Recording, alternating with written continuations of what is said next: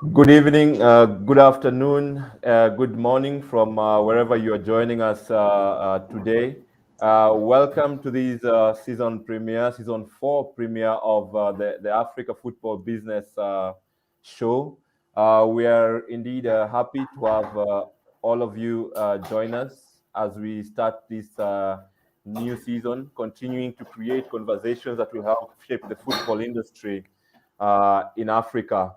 And today we have an amazing show lined up for you. Two excellent gentlemen have given of their time to share with us their experiences and knowledge of the industry. And I would like to begin by, first of all, acknowledging our sponsors, our partners. That is OTB Africa, uh, Parma Sports, See Beyond Leadership Forum. And we are also happy to welcome two new partners for this season. That is iSportLand and the Football Business Academy. So thank you very much for the support. And for today's topic, which will actually set the theme for the rest of the season, is strengthening Africa's football ecosystem. Yes, we have the talent. Yes, we have the youths. Yes, we have the passion. But Africa is yet to harness the economic potential of football on the continent. How can we do this? So we are here to build our ideas, to get more ideas.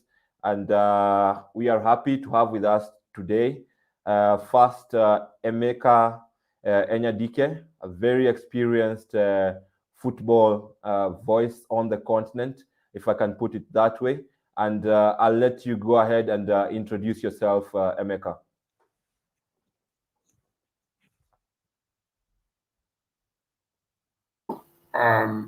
It's a great pleasure. I am a uh, football fan first and foremost, an African football fan before I am an expert. So for the most part, I like to watch African football. Um, a lot of my work has been around media, broadcasting, publishing, sports PR, and also media management, and um, I also have a background in sports management at the uh, community state level in my country, Nigeria, where I originally come from, and then also having lived in South Africa for a while, also been involved at senior levels in some of the corporates. My interest these days is about how to create a better Africa, how to get people more engaged with emerging technologies, and how we can see improvements in the evolution of African football around new technologies, and how we can become self-sustaining, and how we can create value. Uh, so generally, Africa is my big passion, and I'm quite excited to share insights on this show. Our second guest is Reda La Raichi, all the way from Morocco, sports and education entrepreneur. Welcome, Reda. Maybe you can tell us a bit more about yourself. Yeah, well, first of all, thanks a lot, Brian, for making this event happening, and think that is also great from your side. We decided to create like a Pan African show right now because we have the English part, French part, and the Arabic part, so it's perfect. Africa is really, really well represented in your show. It's really perfect. That's first point I wanted to make. So thanks, Brian, for making this happen, because it's really important for me so that so that all Africa is present in this show.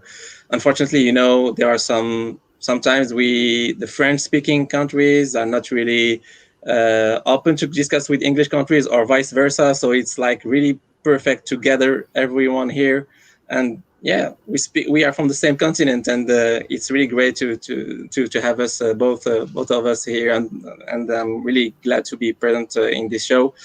Regarding my career, actually, I've been a student athlete in the US. and that's how I started. Well, as Emeka said as well, I'm really a great passionate of sports, and especially in football. And yeah, I've studied in the US, UK, and France, and having made several masters in sports management. Worked as a football agent from 2004 till 2019. Have my own sports consulting firm, and yeah, as you said, I'm already really involved in the education sector, since I've created some schools in Morocco, and planning to open soon a sports academy in Marrakesh in Morocco. And apart from that, I'm also a professor in some schools in France and Morocco regarding sports management, and especially the African sports business management. So thanks again for, and yeah, and lastly, and from last year, I mean, I had the opportunity to get into a new created institute, which is called African Sports and Creative Institute, within which I'm the development director, and maybe we're gonna have a little chat about it later on. Excellent, excellent, my guest. So it's been almost 2 months since season 3 of the Africa Football Business Show. So that's quite long a break, but for good reason.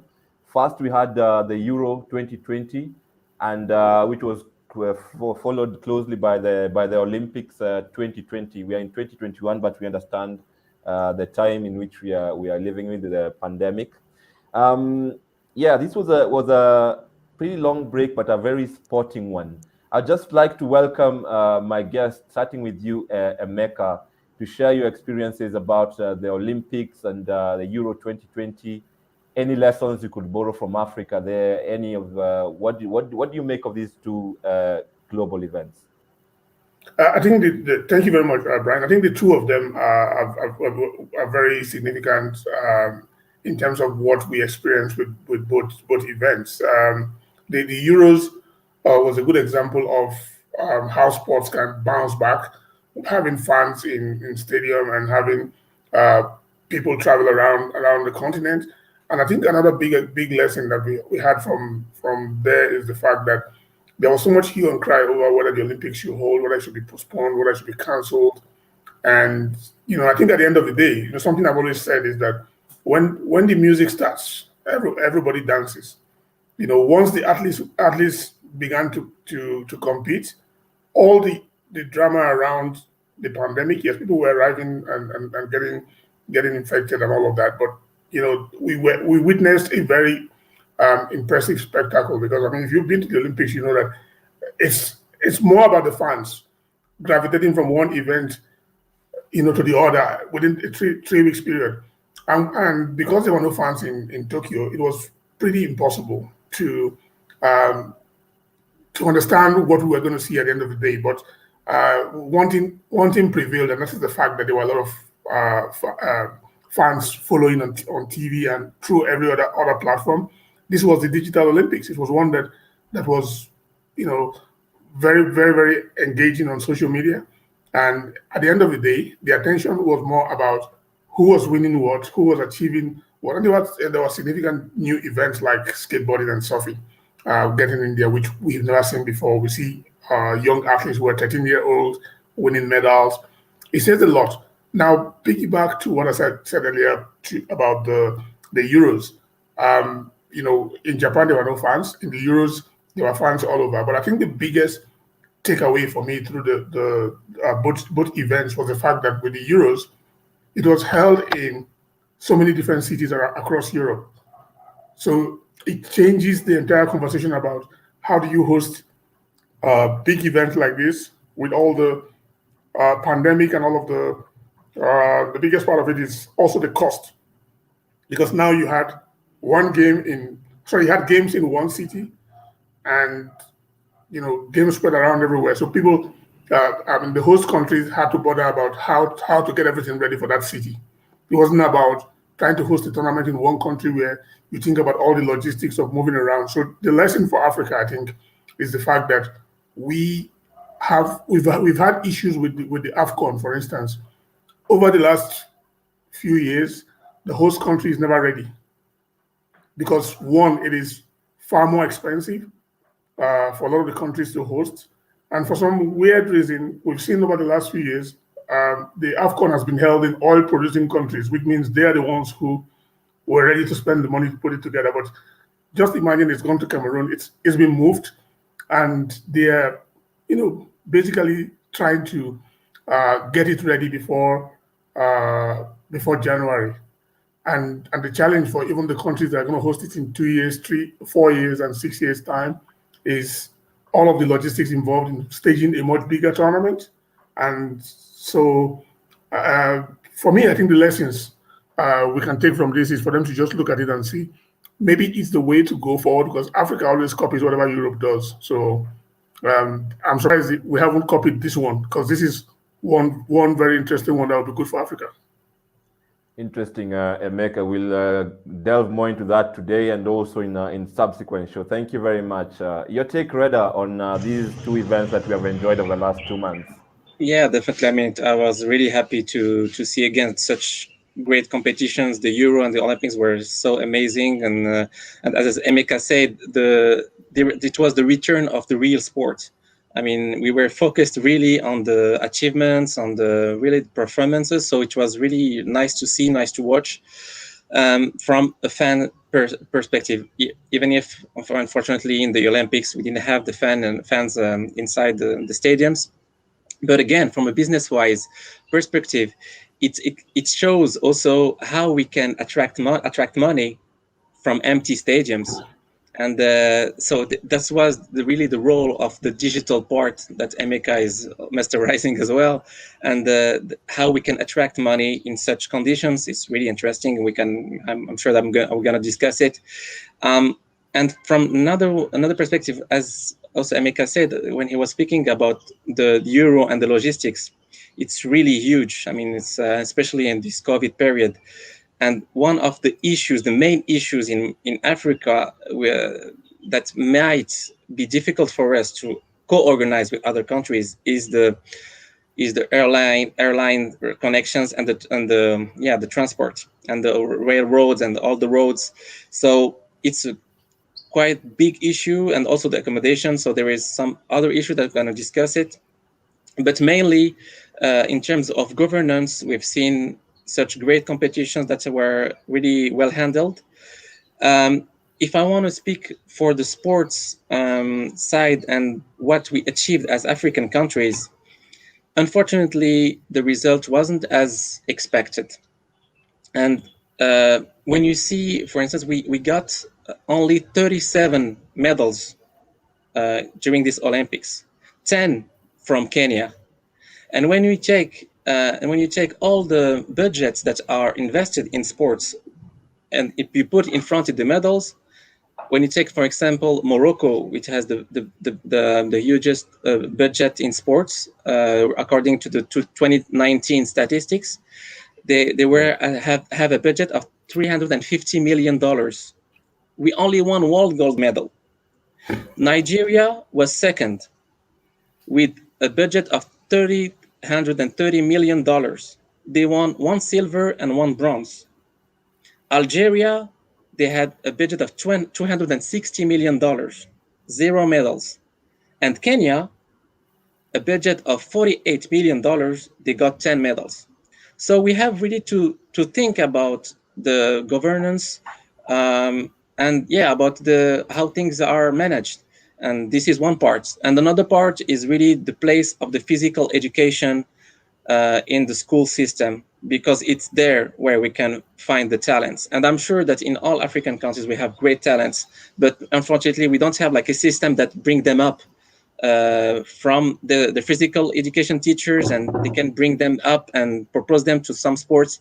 And that's the key area. That's where all the stars are coming from. And we need to think really about a sports scholar system.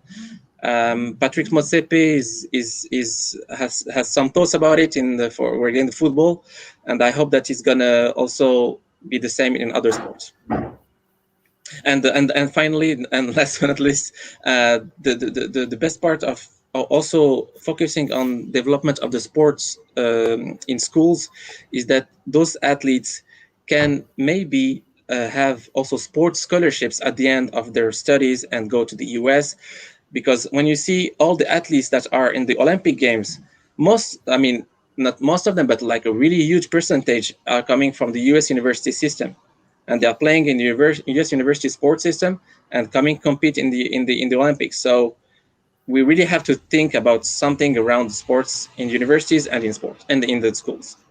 Thank you very much, Reda. Great insights there. I'll just stay with you, Reda, and also to bring the organization that you're currently working with, the African Sports and Creative Institute. And yes, you're right. Africa's performance at the Olympics was, it's nothing new. This has always been the case.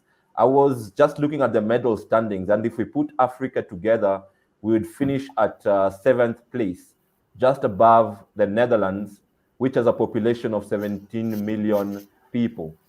Meanwhile, Africa has how many? 1.3 billion, 1.6 billion. So really a huge gap here. But at the African Sports and Creative Institute, you have recently released a report looking at the sports ecosystem in Africa. What are some of the key issues or crucial issues that you identify from this report that perhaps you could bring out for the purposes of our audience?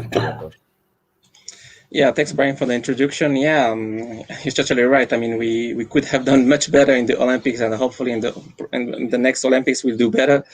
But yeah, as our institute, well, first of all, is a really non-governing NGO, and we've created this institute starting from the principle that we have some great sports experts in Africa, but they are not gathered. And we have to try to find a way to gather all these people and to do some research, to create some data, to organize some events around sports business.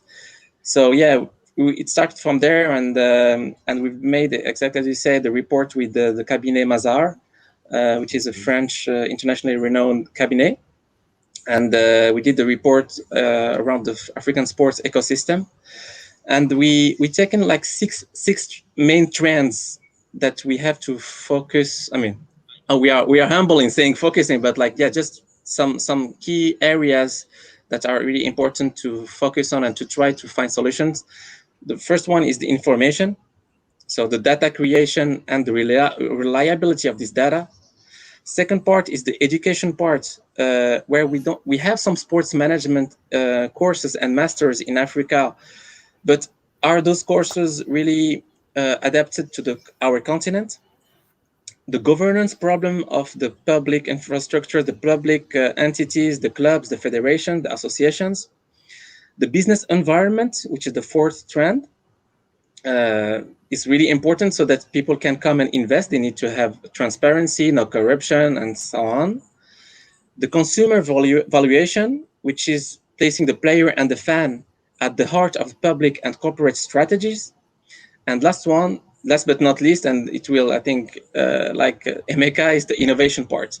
Because without innovation, we can't move forward, and we have to keep really, to stick to the innovation and to keep always on track on whatever is doing on.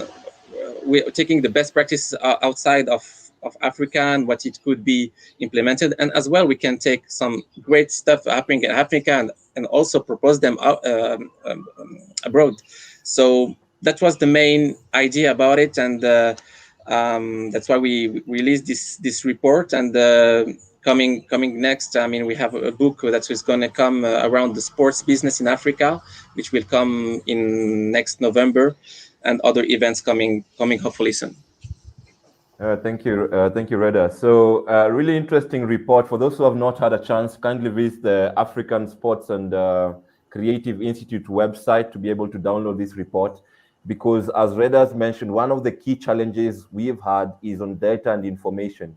But even what's available at times is rarely distributed to the masses. So I think it's high time we really emphasize this.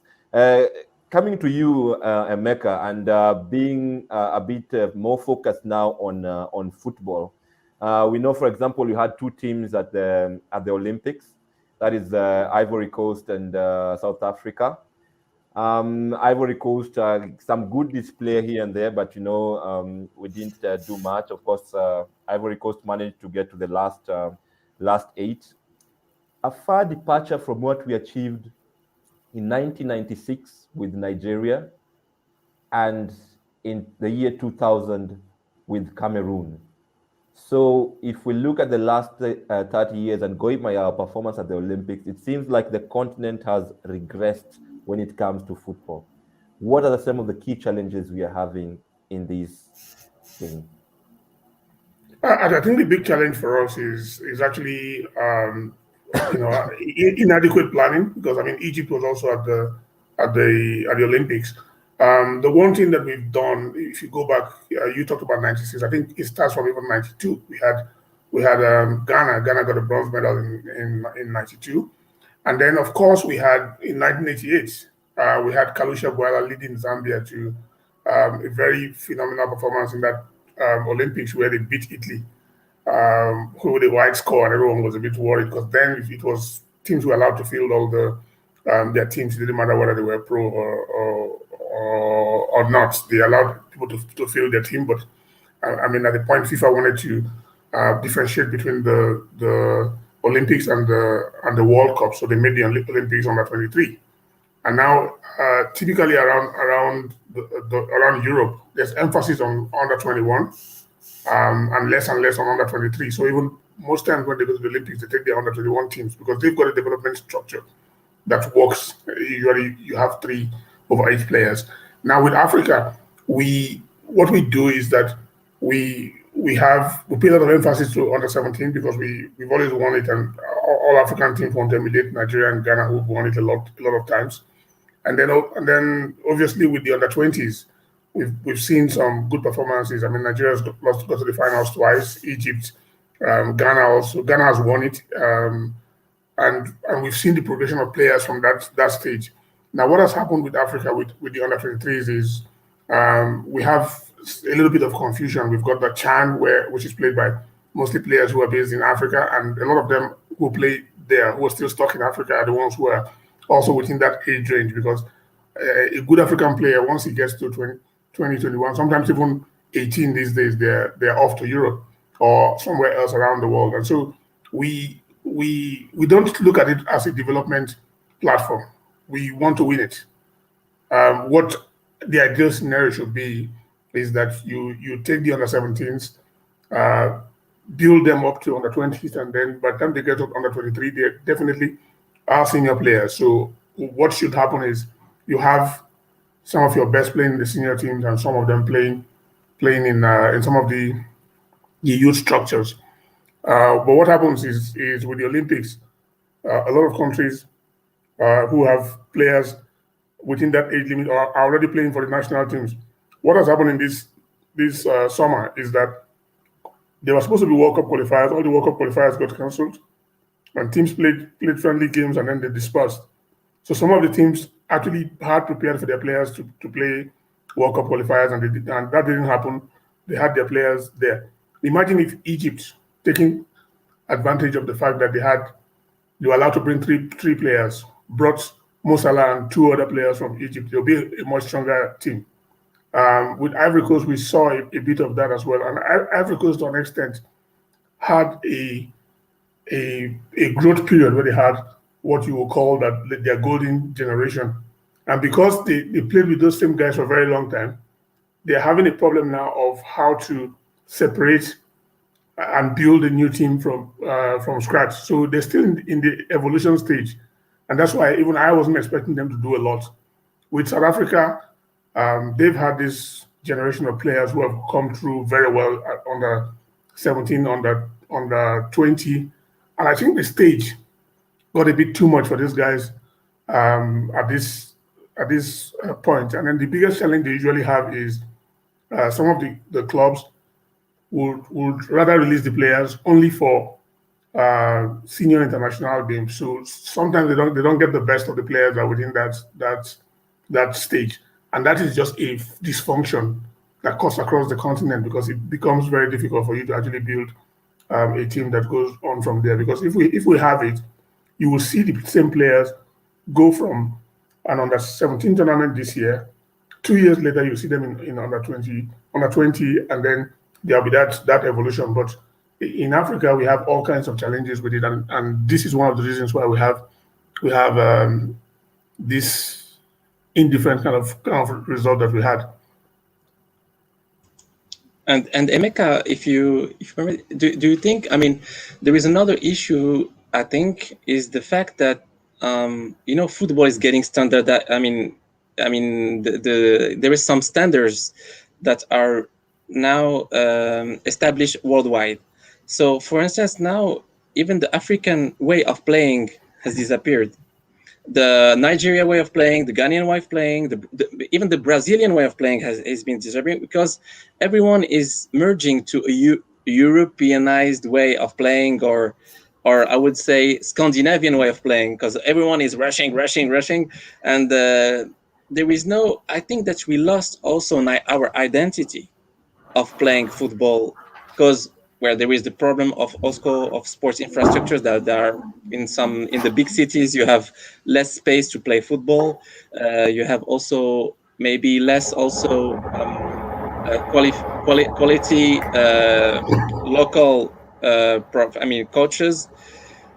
The problems are like, we have a lot of problems, but I think that's also we are losing our identity of playing. And also another thing is that African Soccer Association, football associations, are also maybe counting too much on the European football federations by taking from them their players. For instance, Morocco, we have most of our players are not born in Morocco. They are born abroad, and they are from France, from Holland, from Germany. They are grown players in over there, and so in our country, we are starting now, to be honest, like 5 years ago, we started really working on it when we have a great academy in Morocco. But in general, in Africa, there's a lot of countries that are just like, counting on the other country, our European countries, to get the players out of them, and that's it. And not focusing on the development of youth players. And that's a big issue. I hear you when you say we've lost our identity, and I think it's for good reason. Even Nigeria has right now probably about half of the team being born in Europe. Half of the Nigerian team right now is born in Europe, and that is because we like to take the shortcut system in Africa. We want ready-made players. We don't want to develop uh, from the base, because in the 70s and the 80s, right through to the early 90s, Africa, we had a great balance between players who are playing in Africa, and from the 90s, once countries like Cameroon did well in the 90 World Cup, Nigeria, Morocco, Morocco in '86, suddenly a lot of players going to Europe, and then Algeria was the country that started this system of sometimes getting all their Algerian-born players in France to come and play for the national team, and the success that they've gotten from that have led other countries to say, look, if they can do it, we can also do it. It's not a bad thing. The point is just that two things are happening. One of it, which is the fact that there's a massive neglect, because we have a lot of need for us to improve on the management structures that we have within the game on the continent, because there's far more politicians involved in running the game and less of technocrats. So what happens? I will just get in at this point, because you have mentioned something very important, which is really the essence of what we want to discuss today, the weakness we have in Africa in terms of management of the game. Because some of the issues you're raising, really, it's not to do with talent. I mean, the footballing talent is there on the continent, but we seem to be behind when it comes to the management capacity. We don't have the human capital to address strategic challenges of building a strong football ecosystem. And with your experience in the field, Emeka, what are some of the strategies really we can use in order to address this talent gap, not the on the pitch talent gap, but the off the pitch talent gap when it comes to the management of football on the continent? I think we, like Red has been involved in a lot of education programs, and we've also done a similar kind of project at the University of Port Harcourt, where we have a structure that allows us to create sports industry programs to allow us to to train people who work in the industry. The first part of it is that we have almost a system in Africa where people cannot differentiate between sports management and physical education training. So if you go around the continent, there are very few universities who offer sports management as a discipline, whereas countries in North and South America, in Europe and Asia, even Australia, they have for most of them they have for over 30 years. In America, maybe as much as 50 years ago, where they've been training people. There's so many sports business schools and sports business programs that are geared towards refocusing the minds of the people who run the game or those who aspire to run the game, that sports is a business. In Africa, we still view sports as a social um, phenomenon, and we also view it as from a corporate and even from a government point of view.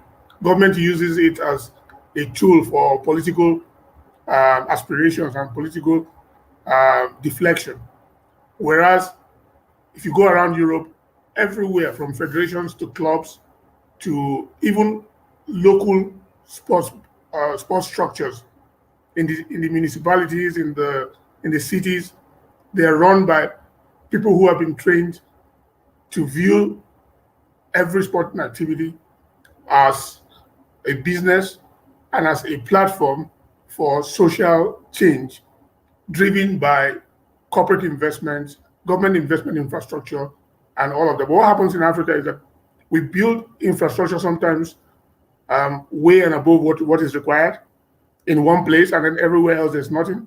Whereas you could spread that development around that area. And then we pay a lot of attention to the politics of football.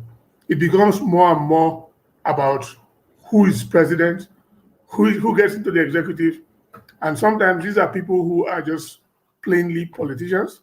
And so what happens is that when you have the leadership coming from that sector, they don't they're not inclined to appoint people who are technocrats who understand how the business is run, and there's also no consciousness to make an attempt to say, how do I go and learn about what is happening elsewhere around the world? And that's why what you find is that as big as Africa is, the winner of the Champions League, which is the biggest club tournament in Africa, earns $2.5 million for the whole year. And then something Reda mentioned earlier is for you to win it, you will spend far more than that traveling around the continent, spend more on accommodation and all of the bottlenecks that we have seen in terms of operating there. So a club, for instance, in North Africa, has to play a game in South Africa.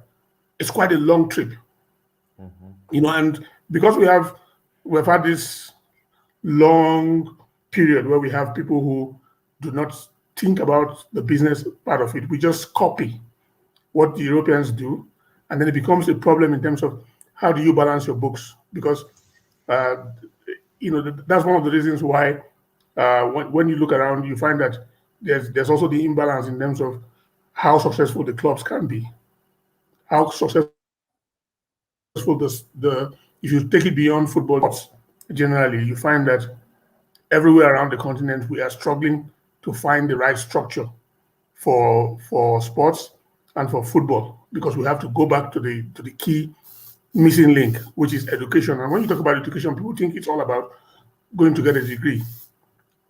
It could just be finding pockets of training, converting people who already have the experience.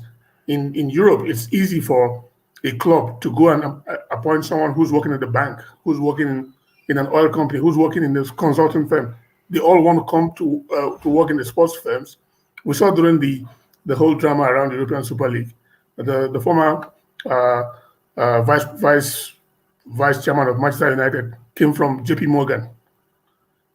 Around Africa, which club can employ someone from one of those companies? It's impossible because the structure is not attractive, and then the people who run it still need to get to terms with what the concept of the business of running the game is.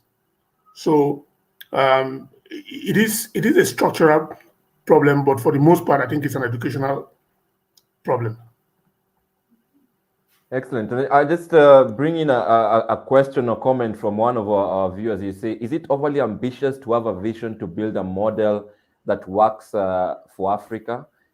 She says this should be fundamental. We need a model that works for Africa. But we know for us to achieve that, education is very important to get the right people to do the research, to gather the right information in order to develop a model for Africa.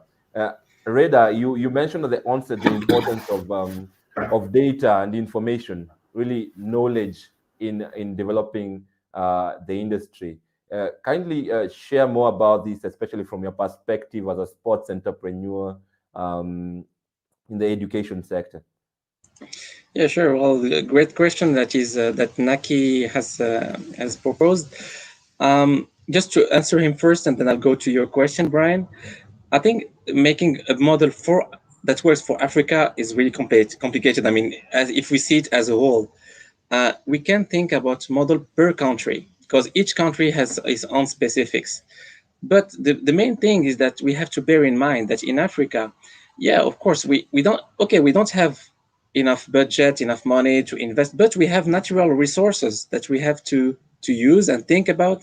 The innovation can be also from something really natural. We are not like it's not meant to, obligatory to think about something really related to IT, to technology things. No, we can be innovative just with natural resources. So that's why I want to say that we are not. There is no like. We don't have to invest a huge amount of money to make things happen. You need to have the idea, and as you said, you need to have the skills. So the skills, as Emeka was saying, I mean, there are some sports management degrees in Africa. Some of them are okay, but most of them, unfortunately, there are lack of specific courses related to our continent. Most of the courses are copied from what is done in the US or in France. So we in Europe. So we speak about Manchester United merchandising. We speak about the organization of World Cups. We speak about really huge things. But what about what is really happening in Africa? And also the professors, the teachers that comes and do those courses. Some, as I said, I'm not saying all of them, but I mean, in some schools you have just like management professors that are not specialized in sports that propose to do sports management courses. So, okay, they will have the theory, they'll have, but the practice is not there. So people who will come to the course, okay, they will learn about theories, but yeah, how I can do things in Africa. So there are some. That's why we have to think about the way of teaching sports management. Should it be as master degrees? Should it be as bachelor degrees? Or should it be just certifications, like really short-term courses? For instance, we can do. We have the chance in Africa to have such wonderful landscapes. We can think about certifications regarding around sports tourism for someone living in the mountains or in the sea. So to think about some sports events that he can organize nearby him without saying that, okay, I have to go to the city and do this and do that and try. No, wherever you are, we can make some great things with what you have around you. So that's why, like as I said, an example of sports tourism, it could be other things like data analytics. It could be certification. Just now, all the clubs will need to have some data creations. No clubs can go forward without statistics, without data, and we don't have such certifications in Africa. So we have to think about such a thing. It doesn't last long. We have the chance to have great engineers. We have the chance to have great people using computers. We have a great chance to be connected. Emeka will, I think, I don't have the number on my head, but Emeka might know it, but I don't know how many people are connected in Africa, which just like through their smartphones, to their computers, to the tablets, people in Africa are connected. So people can get great stuff done through their materials. And and another thing that is really important, if we want to attract money, we have to offer data to those investors. As I said in off discussions with you guys, I remember a discussion that I had with the Red Bull management guy. I was telling him Africa has wonderful landscape that suits perfectly to the Red Bull mentality. Why aren't you really investing a lot in Africa? He said just one word. He said, I don't have any data. Give me data, I'll come. So we need data, and of course reliable data specifically. So yeah, I mean, and also to succeed, we also have to think about this transition from the sports association way of management to the company's ways of management. And some of the actual football presidents in club presidents they prefer to stay as they are in an association way because they can manage things in their way, not really without transparency. And because once you go get to company, it's another world. And companies are afraid to invest in such association. That say, okay, once you're structured as a company, I will have a look at it first. I will have a look at the figures. And it's another problem, just to because figures, we can make figures speak as much as we could. But also another point that is really important is once the transition is made from a sports association to a sports company, especially in football, is the valuation of the club. Because once this association is structured as a company, then the former president will have full possibility to have his own value. He made a value the club at $1, and whereas it costs 100 million or whatever. So this is also a huge issue that we have to think about, the valuation of our African clubs that are so huge. Emeka has also some figures regarding digital. I mean, figures. For instance, the Rajak of Casablanca has, I think, around 7 or 8 million followers. Al Ahli of Egypt has around 20 million, if I'm not wrong, Emeka. So it's really something really huge, and it's not yet really well managed. So the gap is huge, and we have to work towards the development of the African football through digital assets, through physical assets, through skills, through good governance. So all this merge, it's going to bring great results. I think those are excellent points. And one of the things, go ahead, Emeka. He was saying something about the figures, so I wanted to just provide the actual context in terms of the figures. I mean, Al Ahly has got a 33 million digital community, and this is just based on our last report, which was 2 months ago.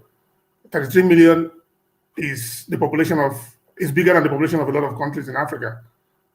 It's a lot of fan base, and what they've done with it is that it's reflected in how the club is run, how they're able to attract sponsorship, and how they're able to monetize their fan base. And you can see they're not just successful on the pitch; they're also successful off the pitch and on the business side of it. And one interesting thing they've done is that when Al Ahly started out, they started out with just Arabic pages, but they soon realized that for them to grow, they needed to also embrace the English platform. So if you take out even the Arabic page, their English platform is strong enough because they pretty much get that. I mean, Raja Casablanca is third on the line. Zamalek has got a 30 million community. Raja Casablanca has 7 million. Then Kaiser Chiefs from South Africa is is fourth with 6 million, followed by Orlando Pirates with 4 million. I mean, some of them have grown over the last 2 months, but the ranking still follows the same kind of pattern.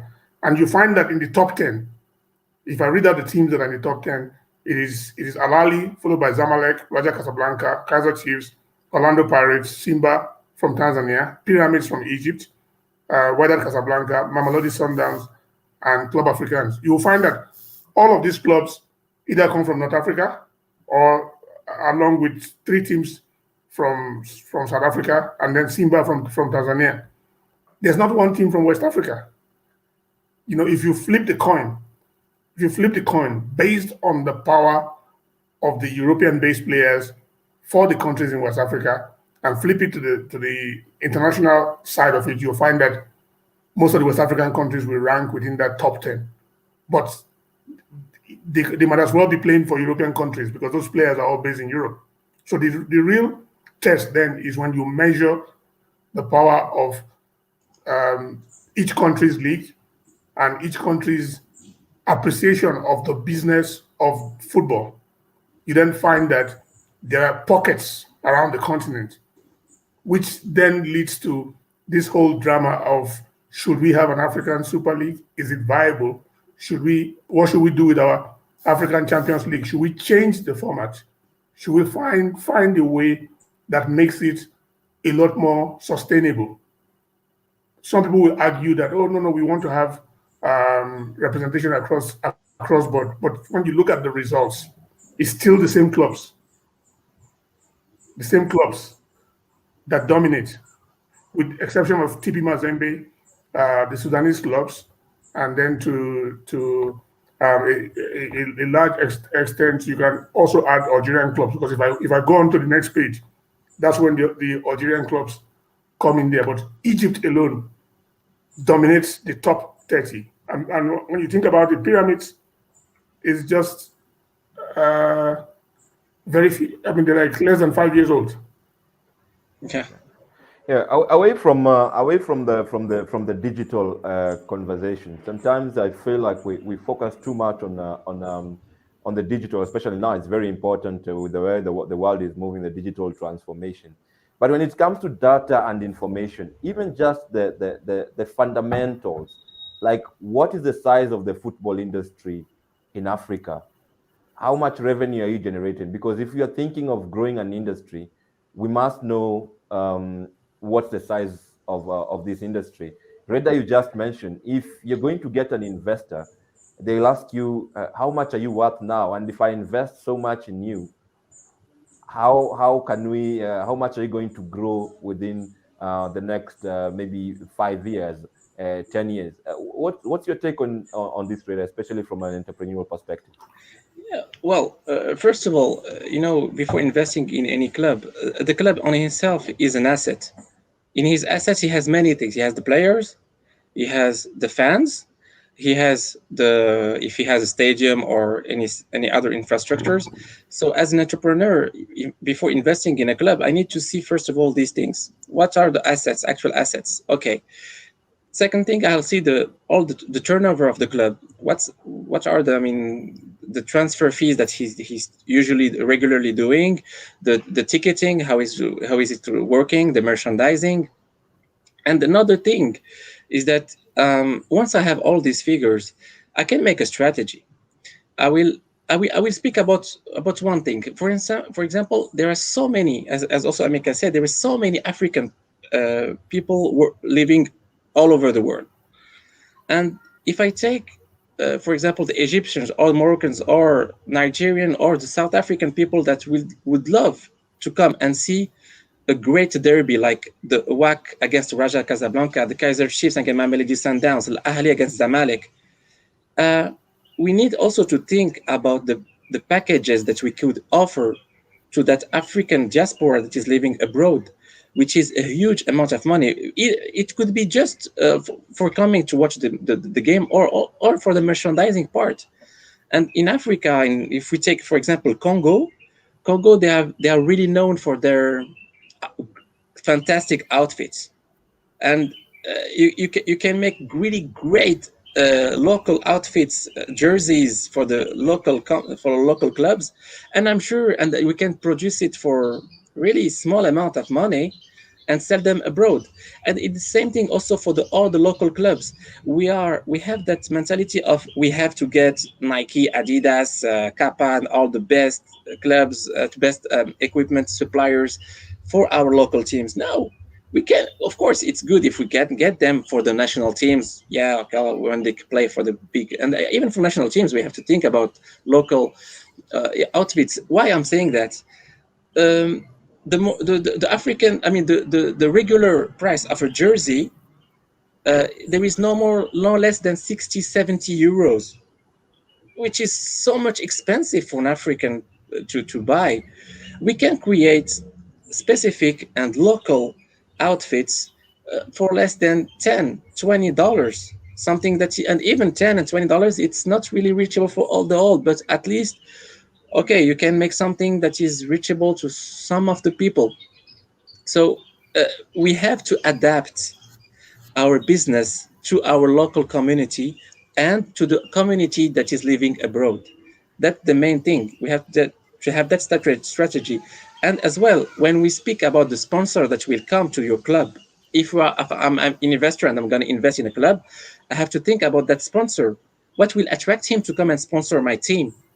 Okay, if if gonna sponsor my team, I have to show him the number of minutes that he will show on TV, the number of posts that I will do on social media. And another point that we didn't speak yet about it is the esports part. The esports part is getting huge, huge and huge. And in Africa, mostly there are some figures that are really incredible. That maybe Africa will go. I mean, as players and esports players, we will even be more than American and European getting together.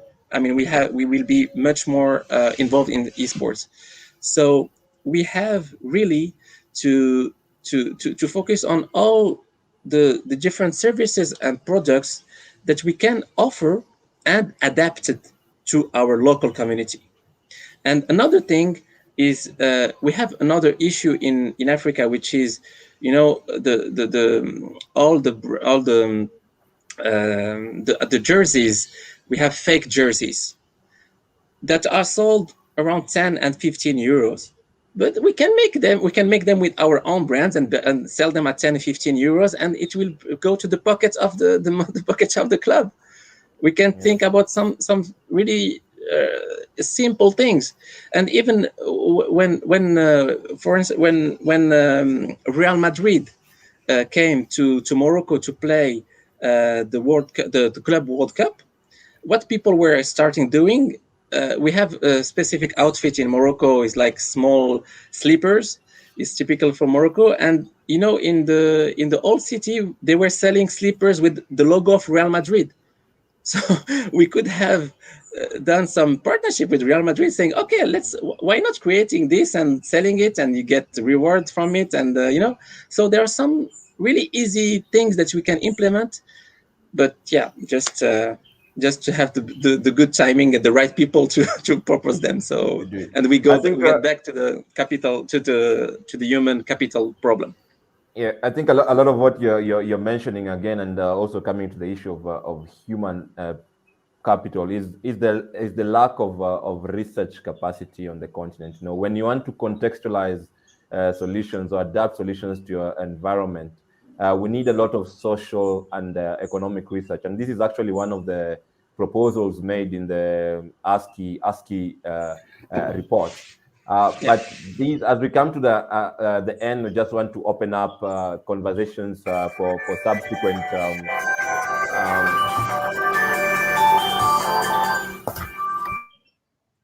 conversations for subsequent shows. I think one of the issues we have been having is the disconnect between the sports industry and our educational institutions, and I think they play a very important role in the development of any industry. You know, other industries are developing in Africa simply because there is a connection between what is done within the academic world and what is in practice. How can we address this problem? I'll fill this question to the two of you as we come to an end of this discussion. Emeka, you want to go ahead? Or Well, you can start, and then I'll take it from okay. you. Well, the relationship with the education part and the, we'd say, the concrete part, which is really the working environment, is that unfortunately, when I will take an example, the students that I have in the schools where I'm teaching, most of the students that do their research, they unfortunately don't do it on the African market. They will always propose you, yeah, the merchandising, as I said, of Manchester United, the organization of the World Cup, what's it going to bring. Uh, okay, it's, yeah, of course, it's important to know that, but I'm always telling to the students, try to do something innovative and try to do some research about, okay, you don't have some data, but you can create the you can create data by doing some study, the market studies, by the questioning, by, so it starts from there. And another problem is that some of the students do this incredible job, and unfortunately their essays and their research are not used. They are just dropped there in their USB card, and that's it.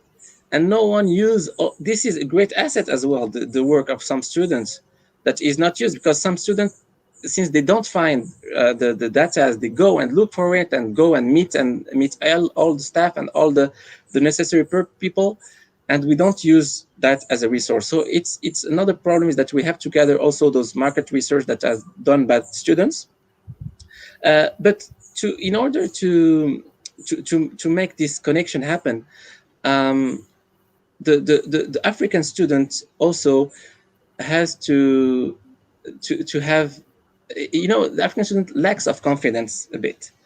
He's not really sure of what he's doing, and so they need also empowerment. They need some guidance. We grew up always with the teacher is knowing everything, and you are just a student, and you're gonna, and so African students, and also we have that lack of confidence and regarding the Western world. So we have to get, yeah, to get empowered, and we have to, from school we have to start speaking loud at the classroom to pitch some projects. So it's I would say it's like a new structure organization that each government has to think about how to empower the students. That first. Second, you have to the governance problem. So you have to make the structures of the clubs and the associations well balanced, so that those president will say, all right, maybe I have to recruit someone specialized in sports management, because what is happening now, we are just recruiting a friend of mine, the son of the friend of mine, someone just to have a specialization in management, but we are not really recruiting the right people for the right places. No, and this is a bad governance way of managing. So it's also, we have to also to educate our own presidents. I mean, I say presidents, sports association presidents, sports clubs presidents. The top management has to be educated. So yeah. So basically, that's about it. And the main thing is just to think about, why not thinking about an African sports observatory, where we can, all the African sports people can gather and share data and present insightful reports. Great. Over to you, Emeka, and just I'll qualify the question a bit. I know at Digital Sports Africa, you've been trying to address this talent gap when it comes to education. Maybe you can, as you answer these, you can also add what Digital Sports Africa has been doing, because one of the things we also don't have is we don't know what other people around the continent are doing. So this is a platform for us to get to know, to build the capacity, to get more people to be aware of programs around the continent that we can use to build our capacity. Well, I mean, just to give you a background, most of what we've tried to do is try and help to create an environment for us to have a conversation about why we need to educate ourselves. And you know, Reda said something about educating the people who are leaders of football platforms on the continent, whether they are FA people or they are club people. Recently, we did a summit with the Nigerian National League, which is the second tier league, where we had all the club administrators and officials, and as well as managers, attend the event, as well as their media people, to try and get them to refocus on what is happening and how we can take advantage of the opportunity that we have in Africa. You know, in the past, it was always a case of these European clubs have been there for, some of them, more than 100 years. Some of them have been fully professional for a very long time. So they have certain practices that they are carrying out in those places that have made them what they are, brands and all of that. In Africa, our biggest challenge has been that we have not seen that the disadvantage we had before of not having enough resources to measure up to them has been breached by the digital opportunities that you have. So you have a scenario where a club, for instance, or a league is unable to attract broadcast rights, which in the past will give them millions of dollars, because there are not enough platforms to give them that kind of money. But now you've got opportunities where you can actually stream your games. And if you do the right thing, you can fill that gap in terms of how much money you get, because content is king, they say. But in the digital age, content has become something a lot bigger. And you find that in conversations that we've had during the COVID, there was no football going on, and there was lockdown. Most of the African clubs went to sleep because they didn't have the platforms to engage. They didn't have, they practically, shut down along with the global shutdown. Whereas their contemporaries around the world, that was when they milked their existing fan base and actually even built more on that platform. So for us, what we've tried to do with Digital Sports Africa has been to provide data, which is a key element in terms of a lot of the evolution that we've seen within the space. Try to bridge the gap also with sports tech companies, whether it's in the sports performance area, it's in the area of gate. I mean, how you can monetize your gatekeeping, how you can monetize the value that you can give to clients or clubs who want to sign your players, to be able to provide some of those bases. But our big focus after a while, when we tried to engage with a lot of the federations, was federations, clubs, and leagues. We found out that many of them didn't have a grasp of what is required. So we pivoted a bit to the educational part by creating platforms. So we currently run the Digital Sports Africa Summit. We've run now 2 editions of the West Africa Sports Forum, where we get all of them to come in, and then we bring in people to share case studies, and then we find a way to ensure that we can localize it. Because at the end of the day, it's one thing to look at what happens in Manchester or Real Madrid or wherever. The idea is always how can you apply it to your own environment. And we are finding more and more that we're able to do far more, because you have a scenario where someone says, because the Premier League or La Liga is going on, nobody is watching the games in Africa.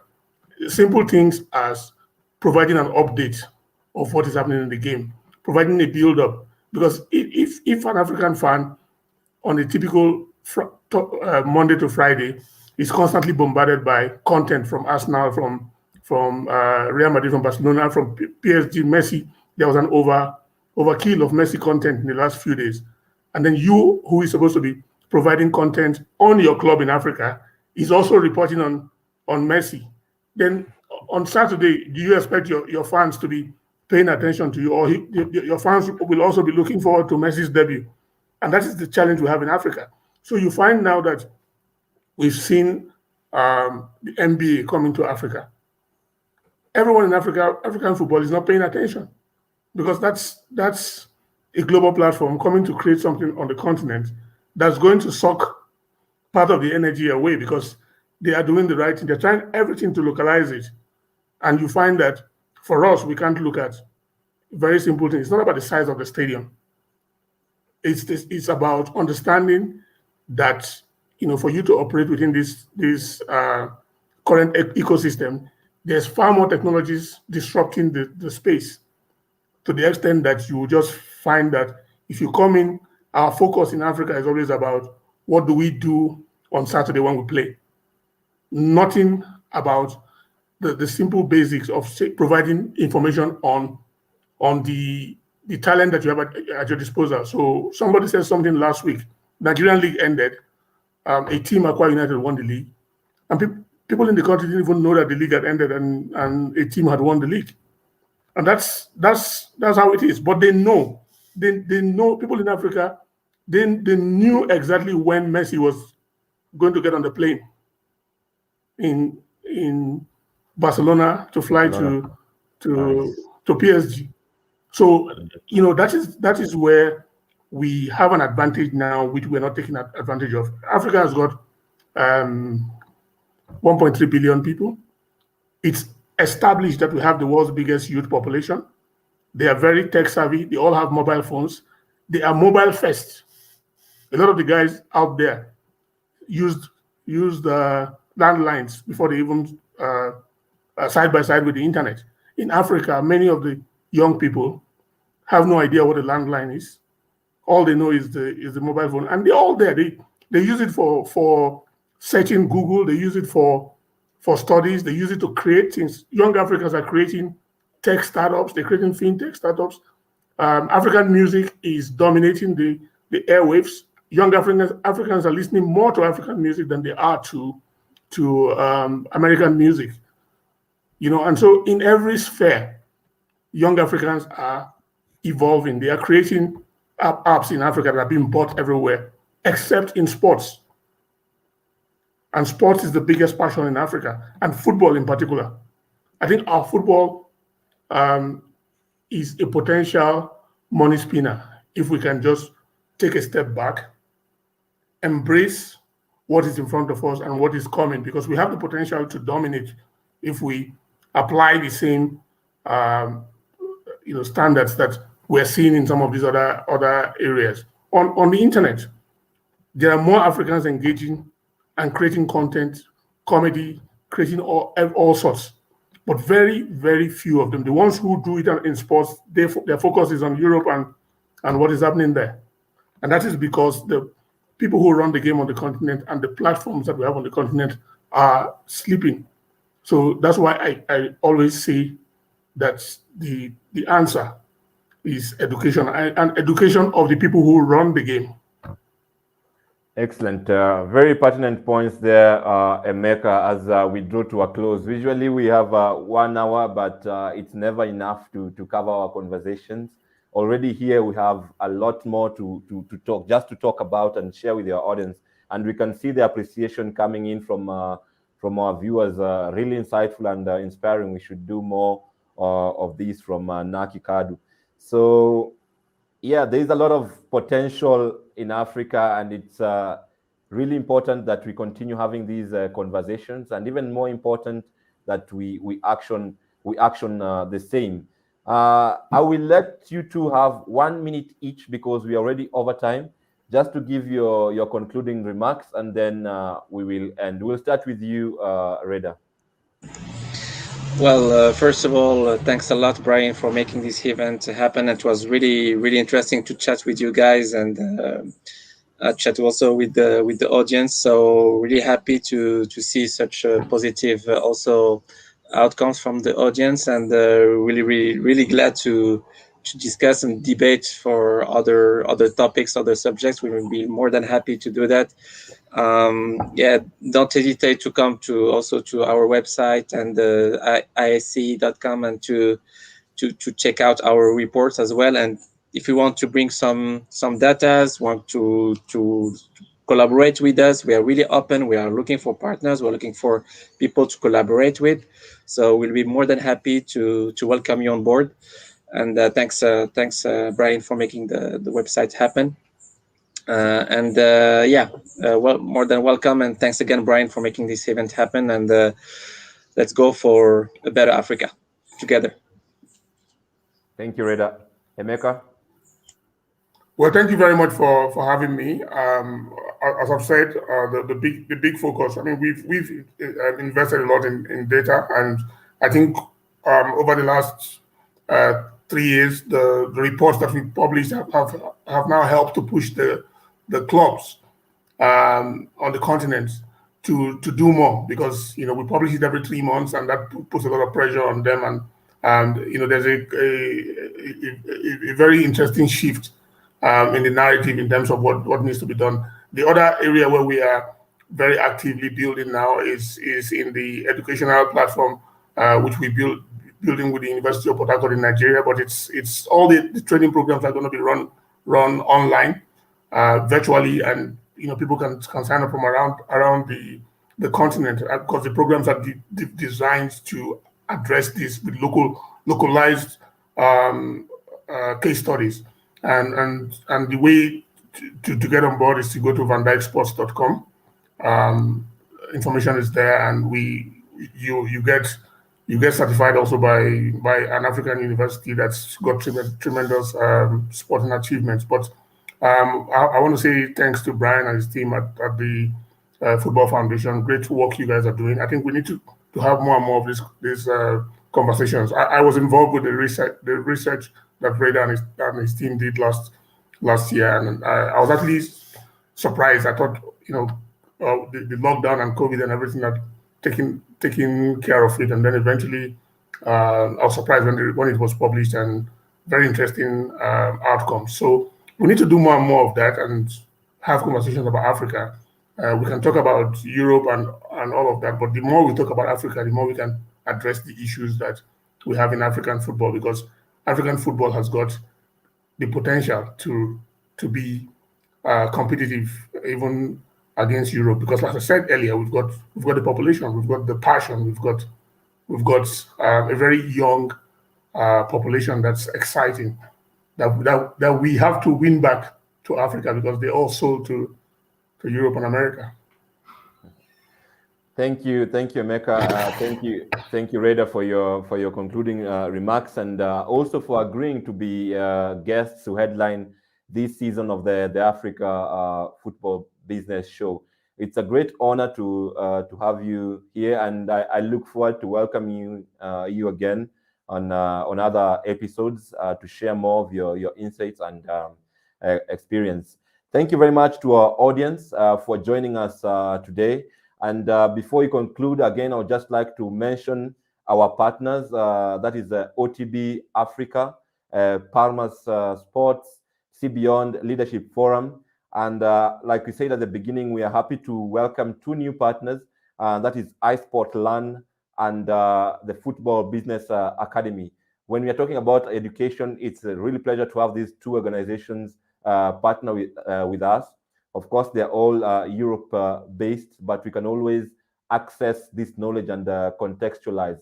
So in case you're interested in some of their programs, check out their websites, the fba.com and isportland.com, for any courses that are there, and feel free to reach out if you need more information on the same.